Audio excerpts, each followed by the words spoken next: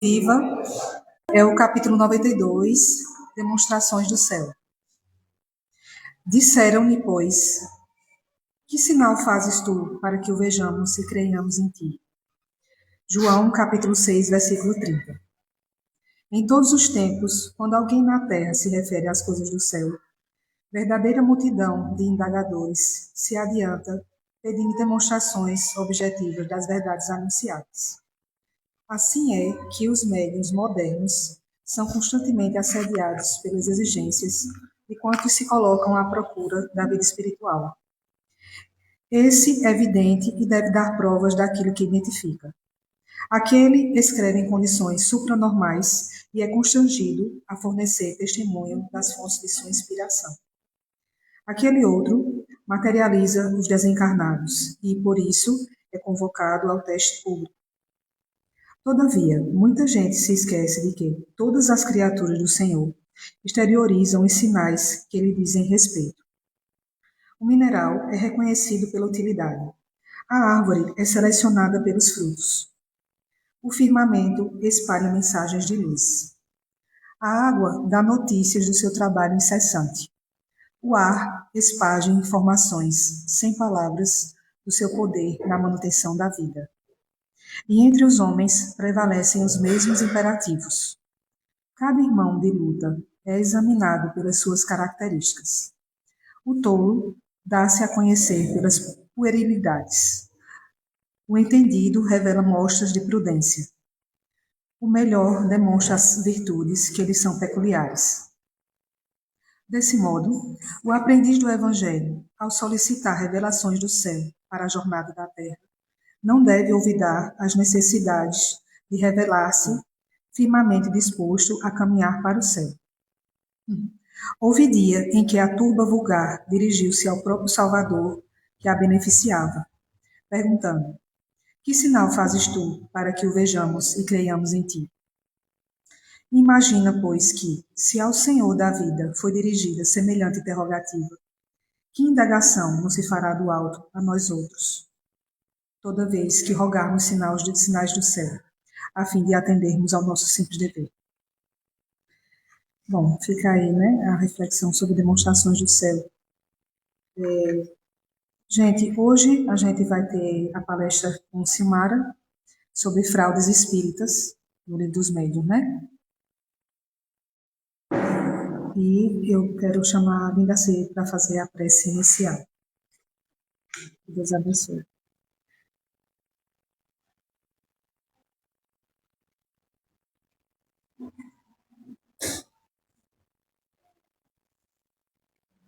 Boa noite a todos.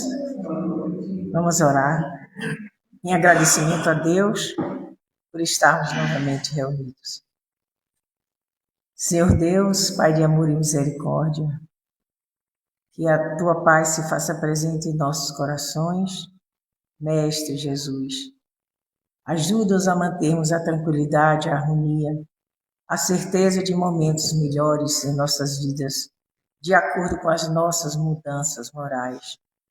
Abençoa aqueles que sofrem, que não têm conhecimento desta verdade, e ampare aqueles que estão iniciando a conhecer a doutrina, que eles possam se preencher mais de tranquilidade, porque eles vão ter o conhecimento desta verdade espiritual. Envolvido pela paz que esses recintos nos traz, agradecido pelos mentores espirituais que se fazem presente, dando início às nossas atividades, te agradecemos, Senhor. Que a tua paz permaneça conosco de sempre. E assim seja. Que assim seja, Senhor.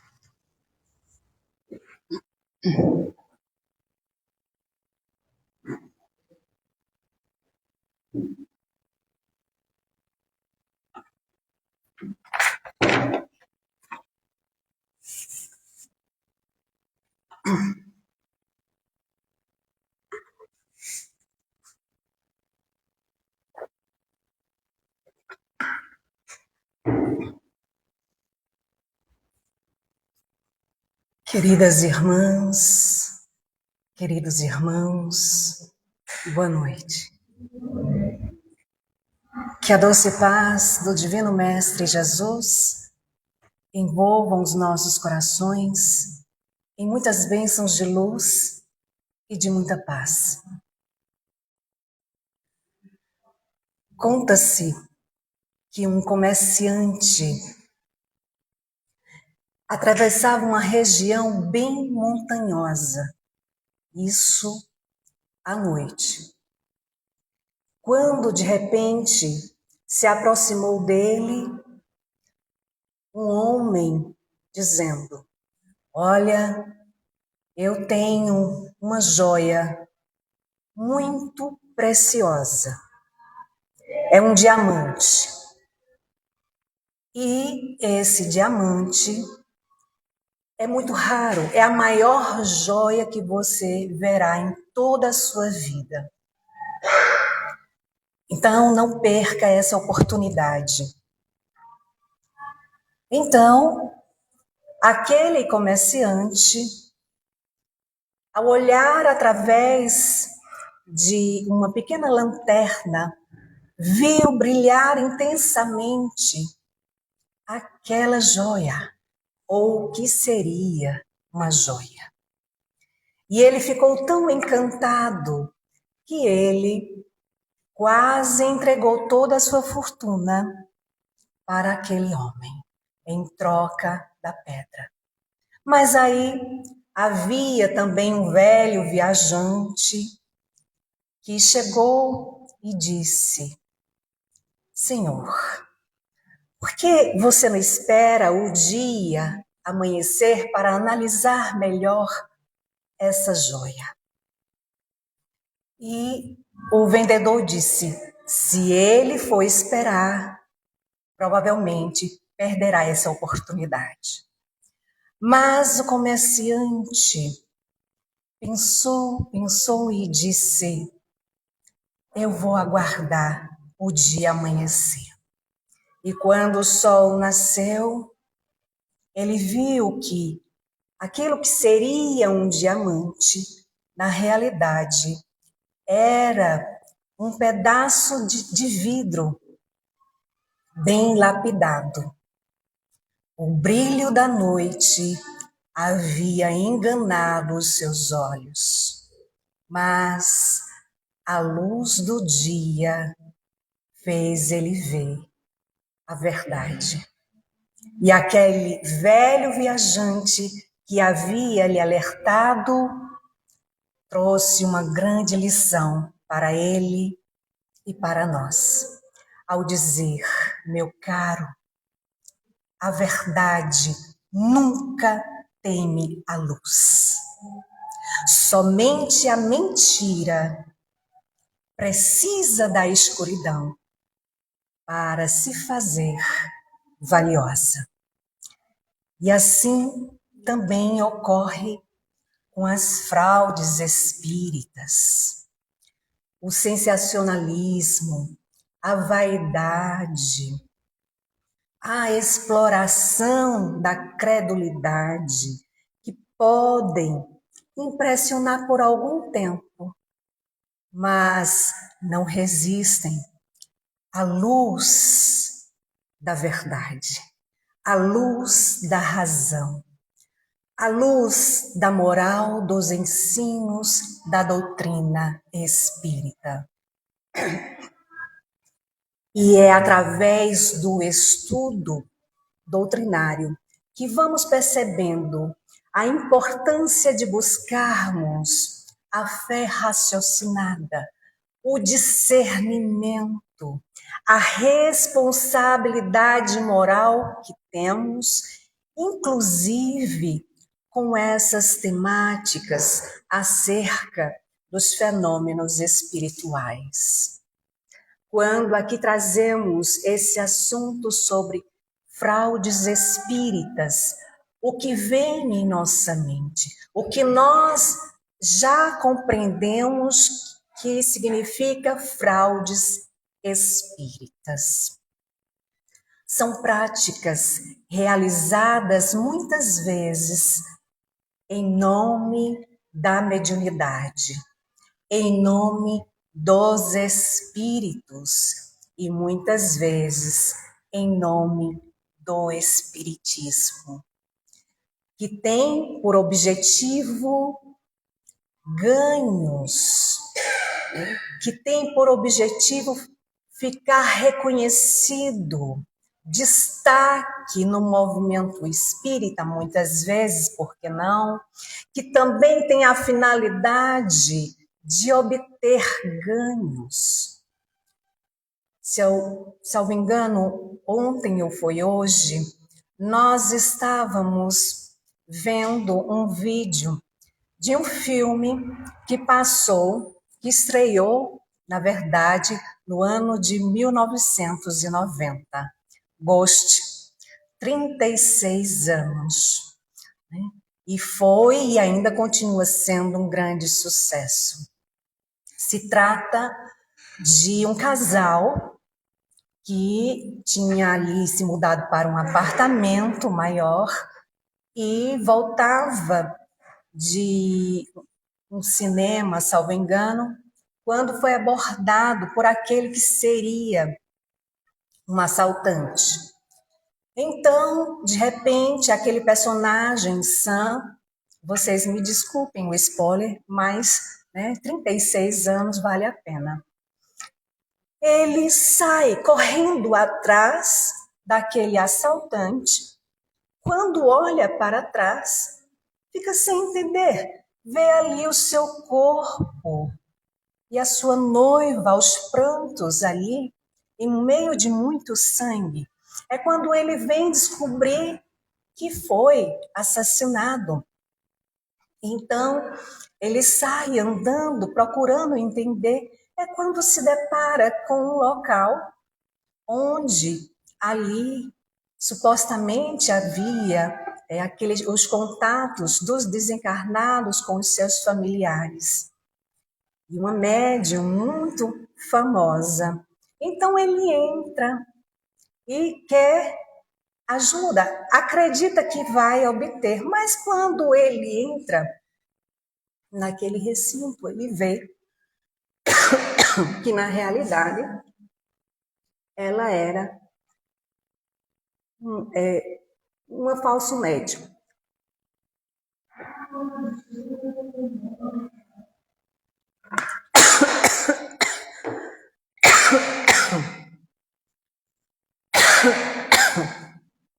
Vamos lá.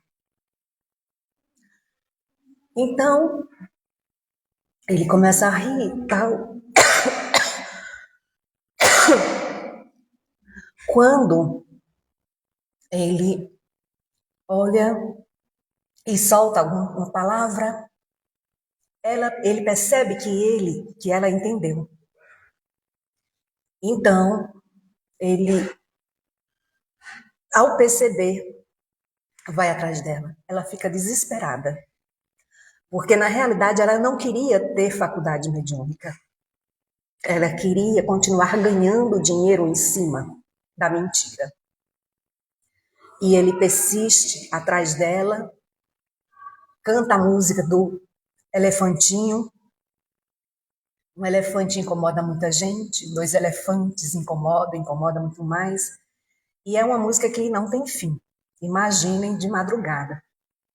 Enfim, ela acaba cedendo para ajudá-lo. E mais adiante ele descobre que, na realidade, não foi um assalto. Né? O melhor amigo e sócio era responsável por estar ali, por contratá-lo para matá-lo.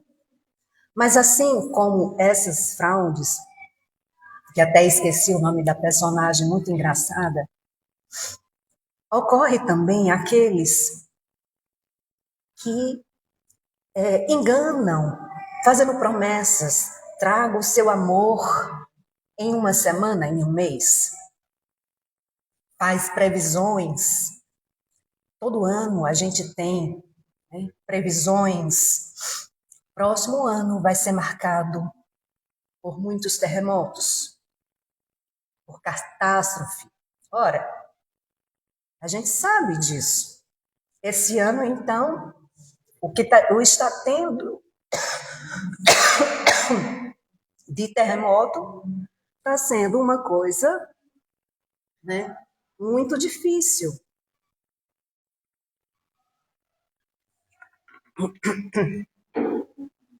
Então, também ocorre fraudes através de comunicações de espíritos zombeteiros. Quem não se lembra do Pintacil, era uma grande preocupação de Kardec essa temática. E uma vez ele estava ali reunido para uma comunicação e um espírito se apresenta piando. E ele pergunta, mas o que é isso? Quem é você? E ele diz, sou Pintacil. Que história é essa? Não, é que eu estava no meu quintal e os meus filhotes caíram do ninho e o gato comeu. Então, eu também caí no ninho e o gato também me comeu. Não precisa dizer que imediatamente ali aquela comunicação foi encerrada. Então, Kardec pede para falar com São Luís, o mentor daquela reunião. E diz, São Luís, eu estou aqui em um trabalho sério. Como é que o senhor permite que isso aconteça? Como é que o senhor deixou? Ele disse, deixei para te ensinar uma lição. Evocai as pedras, e as pedras responderão. Muito cuidado. Então, o Espiritismo nos ensina, sim, que há espíritos levianos, que há espíritos que passam mensagens falsas, enganadoras, e que nós precisamos saber avaliar se ela tem coerência com o Evangelho de Jesus, se ela tem conteúdo moral, verificar se é uma mensagem que passa a humildade, o equilíbrio. Lembremos que Jesus nos advertiu ao dizer, conhece-se a árvore pelos frutos. Então, é pelo valor espiritual que se revela através da mensagem.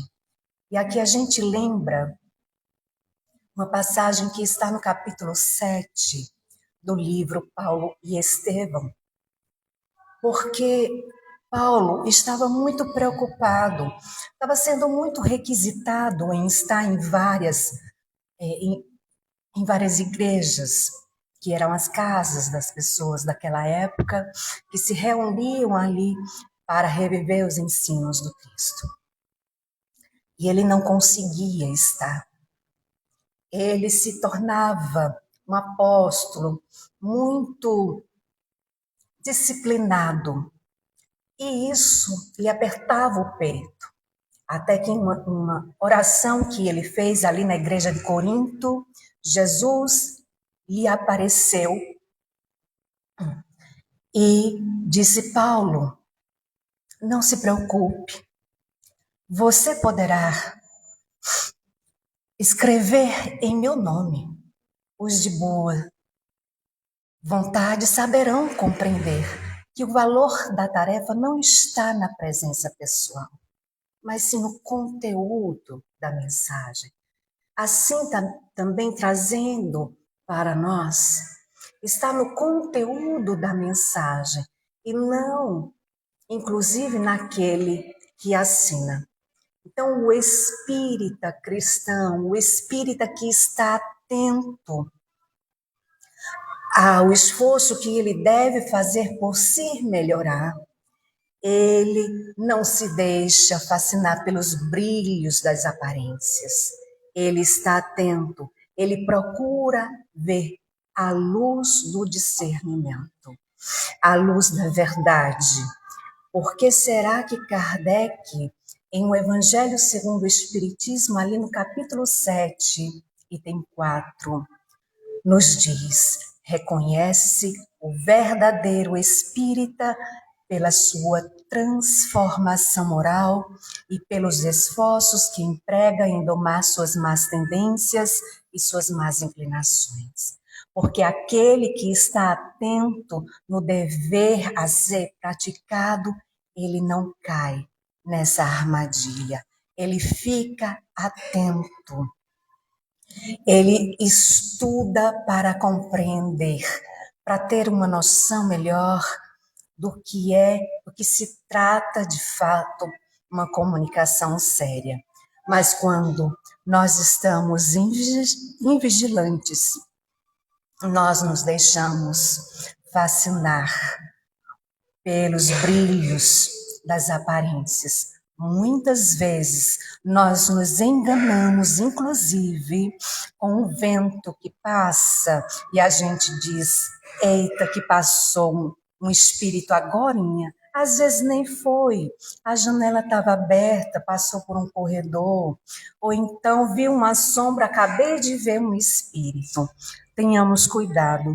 Eu vou contar um caso particular que aconteceu comigo há mais de 2 décadas. Estava eu morando em outro estado e tinha passado o dia todo trabalhando e à noite fazendo um curso. Quando retornei para casa, eu morava numa rua sem saída, mas era uma rua longa. E eu não sei se vocês conhecem alguém assim, mas eu tinha uma vizinha que ela adorava ver a vida dos outros, quem chegava, quem saía, se a gente chegava sozinho ou acompanhado. Eu acho que vocês devem conhecer alguém mais ou menos assim.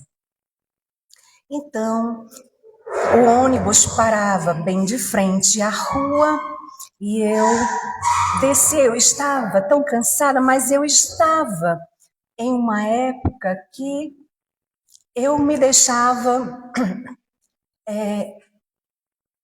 que tudo para mim era espírito. Eu estava naquela fascinação de tudo era espírito, né? Tossia era um espírito. Espirrava só pode ser espírito. Meu Deus do céu, qualquer arrepio, um vento era espírito. Então eu desci do ônibus, entrei assim na rua e vi ao longe que aquela vizinha que sempre estava, não estava lá naquela noite no portão.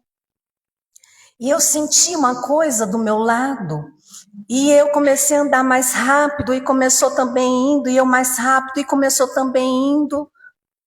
Aí, de repente, pela primeira vez, eu fiquei feliz que ela apareceu. Ela disse, boa noite, vizinha. Chegando essa hora?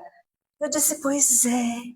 Aí foi aí, porque vocês sabem, né, que há espíritas que são fortes, não têm medo de espíritos. Mas há espíritas ainda, né, que ainda fraqueja. Então, eu tinha muito medo, apesar de muitas experiências. E foi quando ela falou, eu não me senti sozinha, e aí eu tive coragem e olhei para trás.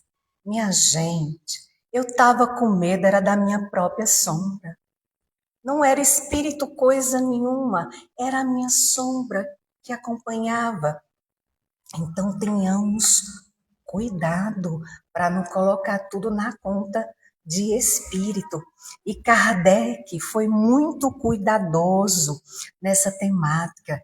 E no livro dos médiuns, ele ali registra uma frase muito importante do espírito Erasto, que diz assim, melhor repelir 10 verdades do que admitir uma única mentira.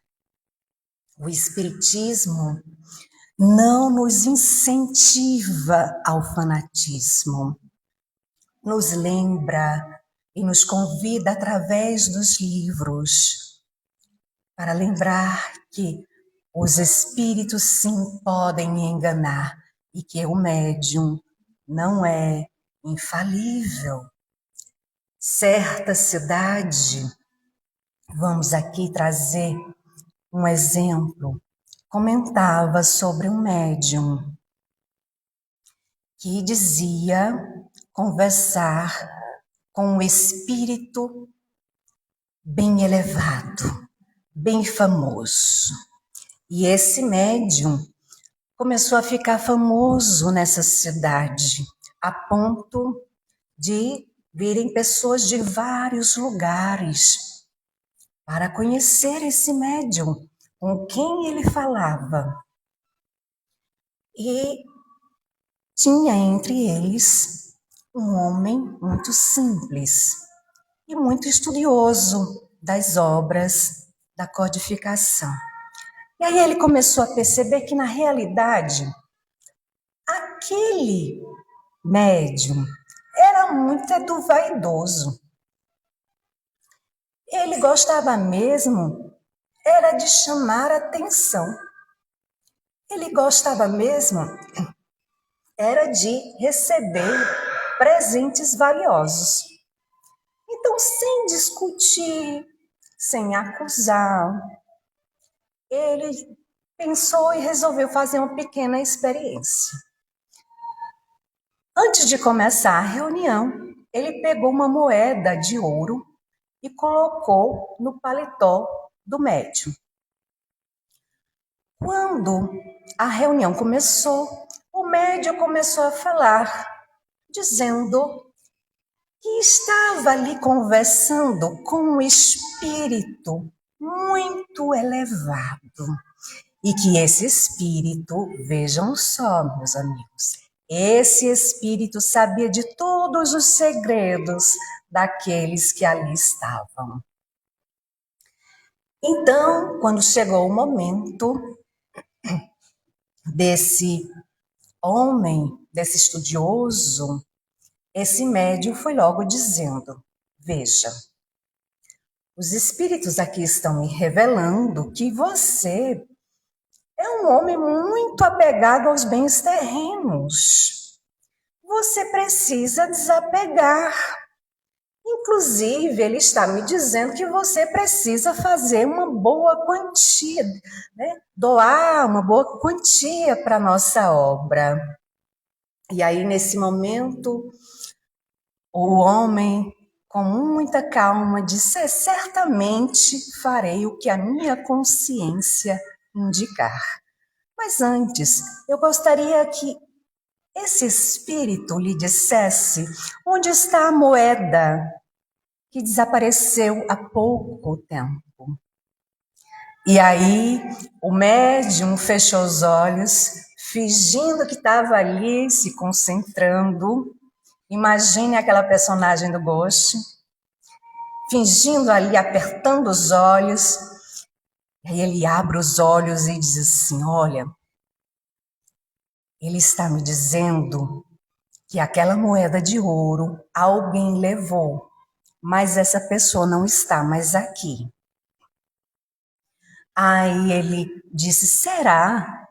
Se levantou com muita calma, se aproximou ali do médium, pediu para examinar o seu bolso e tirou a moeda de dentro do bolso daquele suposto médium. O silêncio foi total. E o homem concluiu: se o espírito que o inspira não sabe dizer o que há dentro do seu próprio bolso, como eles poderão revelar segredos da vida alheia? Tenhamos cuidado, porque essa história nos ensina que o médium, quando ele é sério, ele não precisa provar para ninguém que tem faculdade mediúnica. Ele não precisa sair espalhando: estou vendo o espírito, estou vendo, tem uma pessoa próxima de você, Lindaci, está dizendo isso, isso, isso. Cuidado. O médium sério, ele está ali no trabalho de sua renovação moral. Ele não precisa de destaque. ele precisa se melhorar porque é um grande endividado e tendo uma grande oportunidade de ressarcir os seus débitos através do trabalho do bem. Então, a mediunidade séria, ela se caracteriza pela humildade, pelo compromisso no bem. A mediunidade, ela é uma oportunidade de serviço, de trabalho, não de enriquecimento também, não de a pessoa trocar ali a mediunidade, aquela faculdade, trocar informações por dinheiro. Como aprendemos, dai gratuitamente o que gratuitamente recebeste. Esses são os ensinos que aprendemos na doutrina espírita. E Jesus também vai nos lembrar: acautelai-vos dos falsos profetas, que vêm até vós vestidos de ovelhas, mas interiormente são lobos ferozes. Pelos frutos os conhecereis. Está no Evangelho de Mateus, capítulo 7, versos 15 e 16. E nós aprendemos que a melhor proteção contra as fraudes não é a desconfiança exagerada. Não é que a gente vai sair daqui hoje desconfiando de todos os médiuns, né? Ficando ali de olho. Não, mas a melhor proteção é a gente unir ali o estudo e a razão, o discernimento e a vivência do Evangelho. Porque quando nós fazemos isso conosco, trazemos a lição para nós ficamos com a nossa mente mais ampliada. A gente compreende que aquele irmão médium, ele ainda cai, ele ainda desliza, porque ele ainda não despertou para o verdadeiro sentido do seu trabalho aqui no plano físico. Mas vai despertar, não cabe nós a julgar. Ele mesmo julga pela sua própria consciência. Quando a gente vai ao livro dos médiuns, capítulo 31, Dissertações Espíritas, ali no item 27, o Espírito Erasto vai nos dizer o seguinte: todo médium que crer privilegiado por comunicações que só ele pode receber, está indubitavelmente sob a influência de uma das obsessões mais bem caracterizadas, sobretudo se o espírito perturbador se enfeita de um nome que todos, encarnados e desencarnados, devem respeitar. Quantos por aí dizem receber mensagens e até conversar com o doutor Bezerra de Menezes? Ah, mas não é possível? Sim, é possível, mas a gente tem que ter o critério para analisar o conteúdo da mensagem. Ele pode também, com a sua equipe, encaminhar quando aquele pedido é sincero, quando o trabalho é sério. Muitas vezes, pelo tempo, como ele trabalha muito, nós sabemos, ele pode encaminhar um dos seus ajudantes para ir lá dar comunicação através dele, quando há um trabalho sério. Mas nós devemos ter o maior cuidado, principalmente nos dias atuais, com as redes sociais, sobretudo. Quantas pessoas dizem receber mensagens de pessoas famosas que não coincide com os valores reais. Quantos agora surgindo? Imaginem Chico Xavier dando uma comunicação em um podcast. Imagine se a gente lembrar a vida do Chico. Ele veio por missão, é um espírito elevado.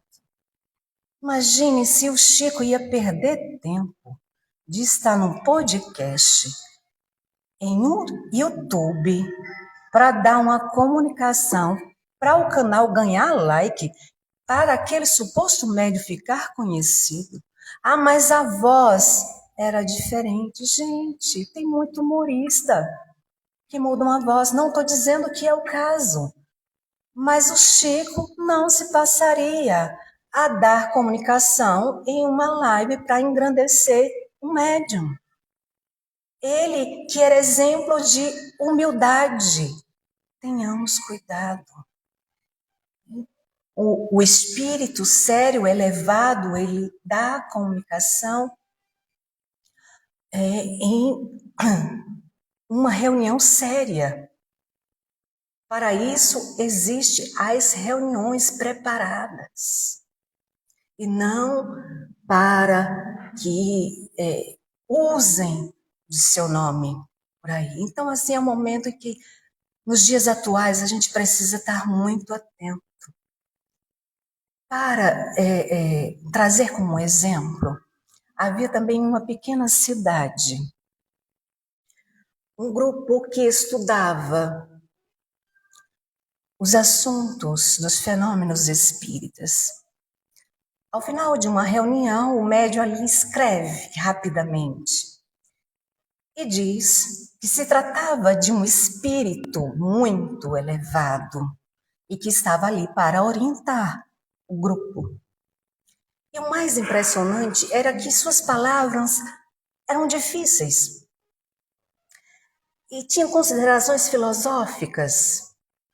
Então todos que ali estavam ficaram impressionados e decidiram, então, a partir daquele dia, tomar decisões através daquele espírito.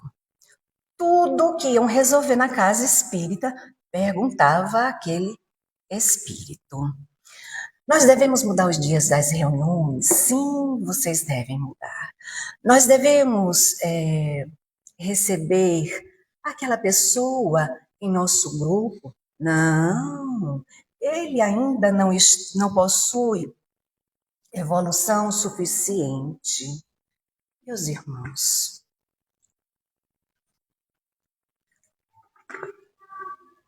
a gente sabe que há uma preparação.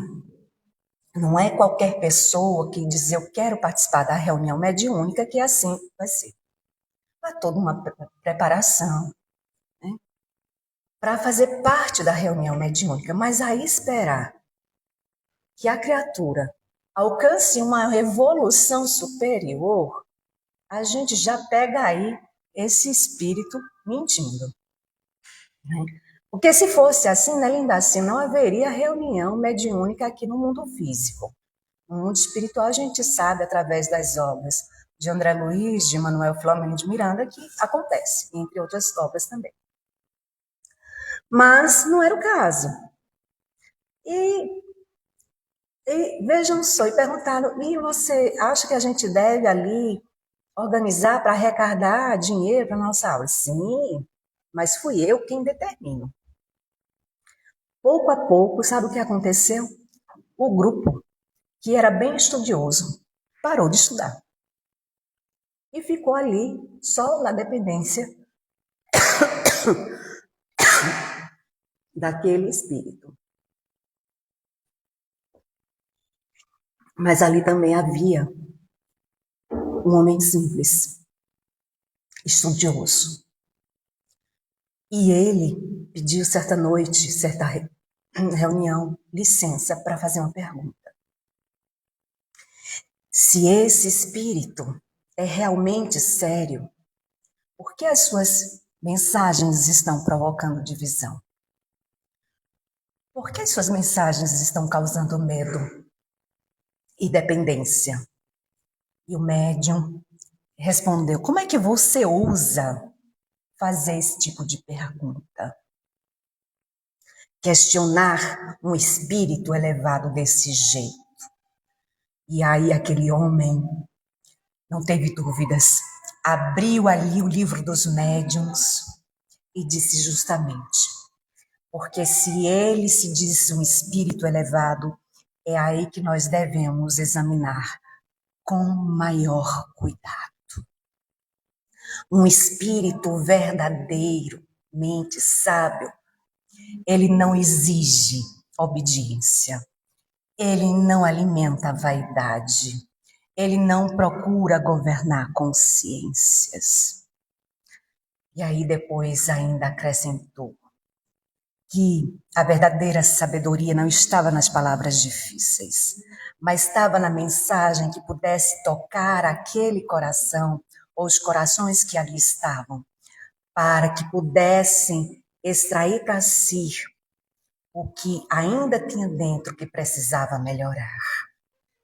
E a partir daquele dia, depois daqueles esclarecimentos, o grupo decidiu voltar a estudar e deixou de lado aquele espírito que estava querendo enganar. Então, a doutrina espírita ensina que nós devemos analisar muito bem as mensagens pelo conteúdo moral e não pelo nome que assina. Chico Xavier, certa vez reunido com alguns companheiros, alguém lhe perguntou: "Ô Chico, como é que você consegue permanecer tão humilde diante de tantas pessoas que te procuram, diante de tantas homenagens que você recebe, diante de tantas coisas que te dizem ao seu respeito?" E o Chico sorriu e disse: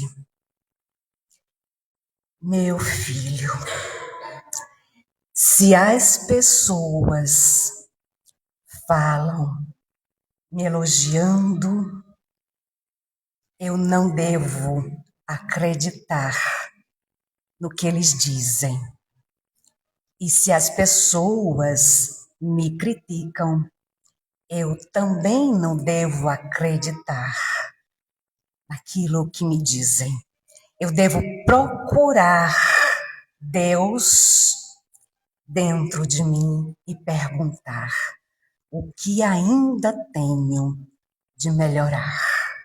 E em outra ocasião, alguém ali incomodado por uma crítica que o Chico havia recebido e tomou em defesa, o Chico humildemente disse: "Meu irmão, se a crítica for verdadeira, eu preciso me corrigir.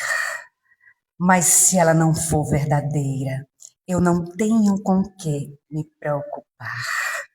E continuou trabalhando.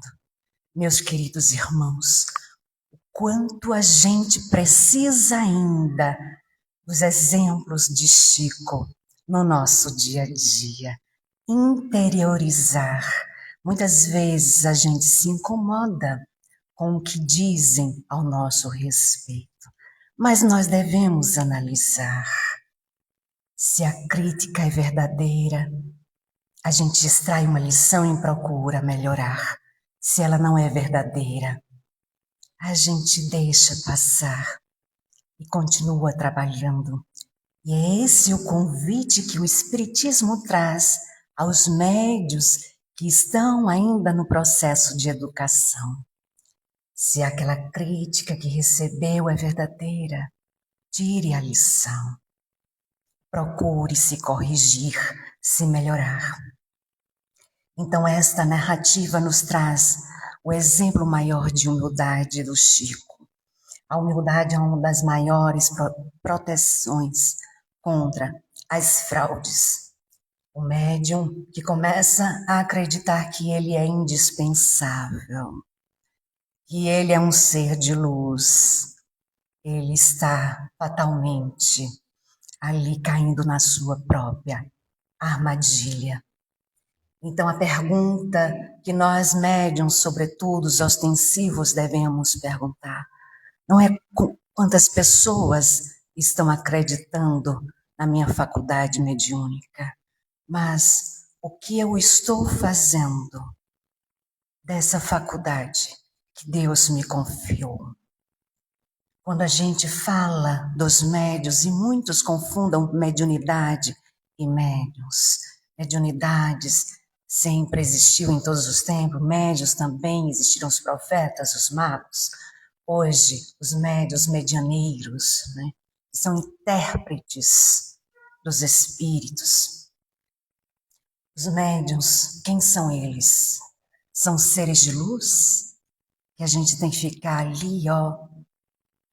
Não.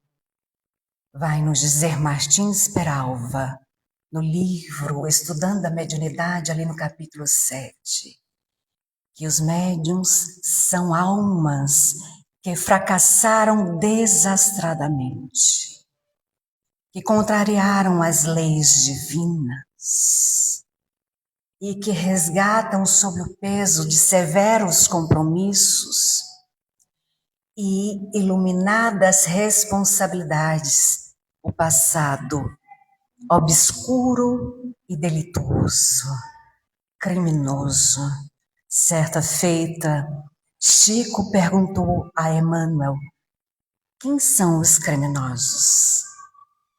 E Emmanuel respondeu: é todo aquele que ainda não foi descoberto. Nós temos um passado de erros, com a graça do bom Deus nós não temos acesso. Quem somos nós para julgarmos o outro, se temos também o nosso passado bem complicado?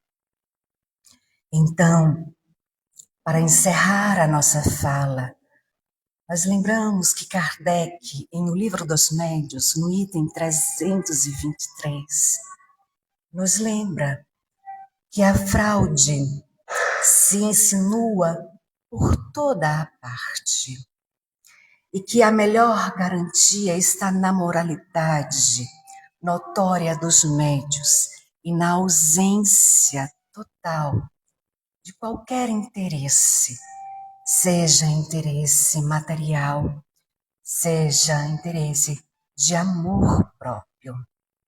Então pensemos nisso, tenhamos nós os cuidados. Mas eu não sou médium ostensivo, eu não tenho ainda faculdade mediúnica. Lembremos que Kardec também nos assinala em O Livro dos Médiuns que todos somos médiuns em um grau qualquer. Nós somos médiuns quando nós recebemos inspiração, quando estamos com os nossos corações inquietantes e fazemos uma prece, e pouco depois vem uma ideia. Muitas vezes dizemos: tive uma ideia, teve coisa nenhuma, você teve uma sugestão. Você é médium. Somos médiuns. Quando o corpo está adormecido, descansando, e a alma ali se afasta do corpo e encontra outros espíritos, e muitas vezes encontramos familiares que já se encontram no plano espiritual, ou seja, temos ali o contato com os espíritos. Meus queridos irmãos, antes de dar o boa noite, né, nós aqui estávamos lembrando que no dia da minha primeira palestra, quando aqui cheguei a esta casa, quando o Soares me deu a oportunidade de fazer a primeira palestra, eu tinha certeza que não ia ter ninguém, porque estávamos voltando da pandemia, mas o coração estava disparado, as pernas tremiam mais que vara verde. Quando eu cheguei, por surpresa minha, estava o carro dos meus pais, repleto de gente. Eu digo: vou-te, encheu, né? Aí entrei, foi chegando, e aí eu sentei bem na frente para não olhar para trás e fiquei ali rezando. pedindo ajuda ao alto, né? Pedindo ajuda aos mentores da casa para acalmar, porque eu estava a tempo de não me controlar. E Soares, meu esposo, ele disse: não se preocupe, se você não conseguir, eu assumo a direção desse avião. Eu assumo, eu faço a palestra. E esse ato dele me encorajou. E aqui eu vim e falei. Uma tática para quem está começando é segurar no púlpito. Então ali disfarça que você está tremendo, né? E aí eu comecei a falar. E de repente, não é que eu achava que ia desencarnar de medo, ainda assim eu não desencarnei. Então, quando eu vi o centro repleto, tinha muita gente, vejam só, queriam ver a esposa de Soares, né? Falando para ver se ia falar alguma besteira. Estou falando isso porque eu venho esses dias com essa tosse desagradável, né, me fazendo companhia por alguns dias. E eu disse a ele: Soares, eu acho que não vai dar. Tá difícil. E esse era um tema que eu tinha que ter falado de uma outra vez, quando eu também tive que me ausentar por problema de saúde. Eu disse: vou falar sobre esse tema. E lá vem, né, tentar interferir essa companheira tosse. E aí ele disse: você vai conseguir, vai dar tudo certo. Se você não conseguir, eu faço no seu lugar. E até há pouco tempo, antes da gente vir aqui, ele disse: você vai conseguir. Ele já tinha pego ali um livro. Ele disse: eu vou ver aqui o livro, se você não conseguir, eu vou fazer. Eu disse: vamos lá, confiamos, né? Vamos confiar.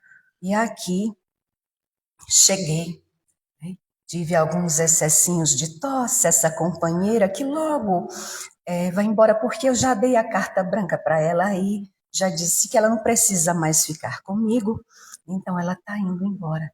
Então eu quero agradecer a todos aqueles que aqui estiveram me acompanhando mesmo com os excessos de tosse, a todos que me acompanharam pelo Facebook, que vão me acompanhar posteriormente.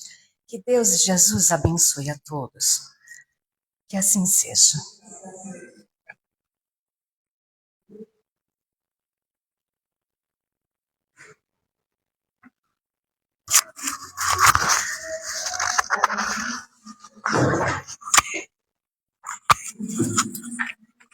Bom, gente, agradecemos primeiramente ao Mestre Jesus, né? Segundo a Silmária, pelas reflexões de hoje, né, sobre fraudes espíritas. E eu queria dar alguns avisos aqui. A próxima palestra vai ser dia 19, quarta-feira, com Aurélio, Necessidade da Caridade, segundo São Paulo.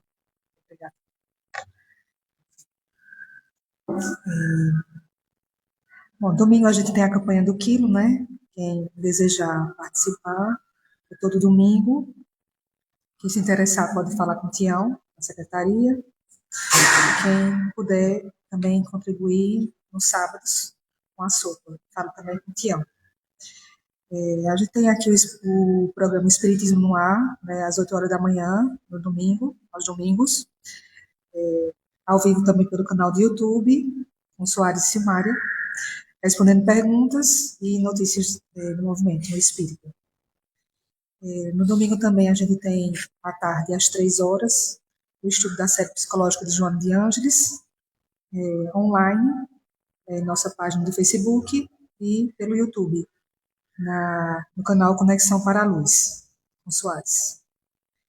Tem um estudo do EGE, às 4 horas também, da tarde, o estudo sistematizado da doutrina espírita, com Aurélio, ele é o facilitador, e todas as segundas-feiras a gente tem palestra com o Rubinho. esclarecimentos sobre as passagens do Evangelho, tratamentos e passes. Na quinta-feira, a gente tem estudo do Projeto Espiritizar, às 7h30, online, também na página do Facebook, pelo canal do YouTube, Conexão para a Luz, com Soares. Tem um estudo das obras de Manuel Filomena de Miranda, de 8h30, na quinta também, né? De 8h30, online também, na página do Facebook, e no canal Extraindo Lições, com Silmária. Bom, quem desejar tomar passe individual, continuamos em sintonia, né, em prece, e eu vou chamar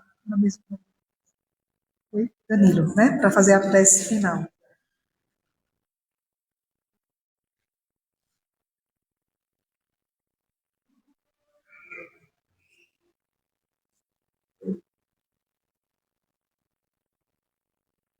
Senhor Jesus, Pai de infinita bondade, queremos te agradecer pela dádiva da vida,